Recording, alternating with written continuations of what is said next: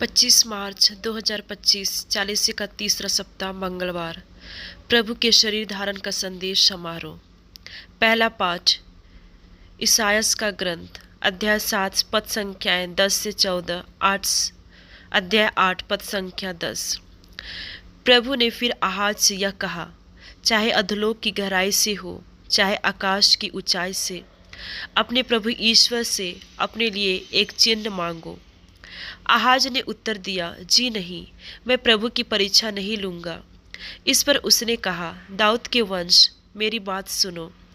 क्या मनुष्यों को तंग करना तुम्हारे लिए पर्याप्त नहीं है, जो तुम ईश्वर के धैर्य की भी परीक्षा लेना चाहते हो?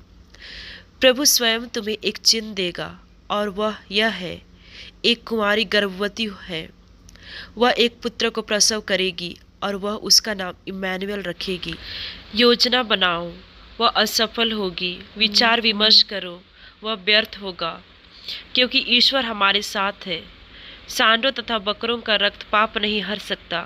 इसलिए मसीह ने संसार में आकर यह कहा, तूने न तो यज्ञ चाहा और न चढ़ावा, बल्कि तूने मेरे लिए एक शरीर तैयार किया है।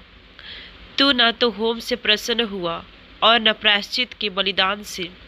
इसलिए मैंने कहा, ईश्वर, मैं तेरी इच्छा पूरी करने आया हूँ, जैसा कि धर्म ग्रंथ में मेरे विषय में लिखा हुआ है। मसीह ने पहले कहा, तूने यज्ञ, चढ़ावा, होम या प्रायश्चित का बलिदान नहीं चाहा, तू उनसे प्रसन्न नहीं हुआ, यद्यपि ये सब संहिता के अनुसार ही चढ़ाए जाते हैं। तब उन्होंने कहा, देख, मैं तेरी इच्छा पूरी करने आया हूँ। इस प्रकार वह पहली व्यवस्था को रद्द करते और दूसरी का परिवर्तन करते हैं।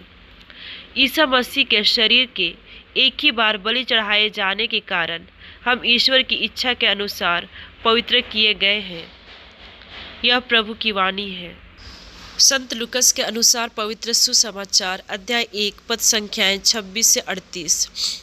छठे महीने स्वर्गदूत गब्रिएल ईश्वर की ओर से गलीलिया के नाजरेत नामक नगर में एक कुमारी के पास भेजा गया, जिसकी मंगनी दाऊद के घराने के यूसुफ नामक पुरुष से हुई थी, और उस कुमारी का नाम था मरियम। स्वर्गदूत में उसके यहाँ अंदर आकर उससे कहा, प्रणाम प्रभु की कृपा पात्री, प्रभु आपके साथ है।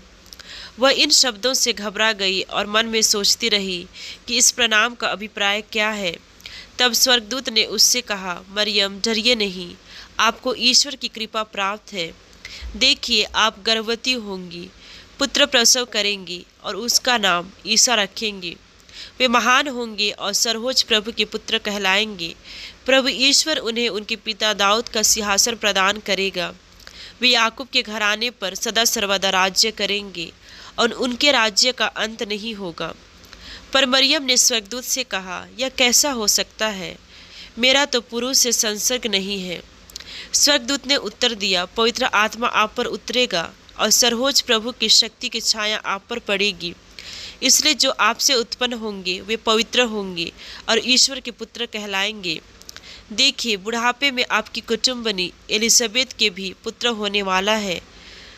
अब उसका जो बांझ कहलाती थी 6ठा महीना हो रहा है, क्योंकि ईश्वर के लिए कुछ भी असंभव नहीं है।